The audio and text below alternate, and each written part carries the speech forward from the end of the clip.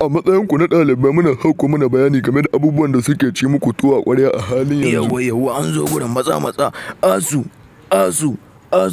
So nawa ne kira asu don Allah asu ku duba mana asu. Don Allah asu ku duba mana kar ku sanadiyar lalacewa mamawa da shaye-shaye. Wayo Allah asu ku duba mun. Wasu daga cikin mu suna so su yi aure kamar miyan makwana. Asu ku duba mana. Asu ku duba. La haula wala quwwata wallahi wanga ya mace.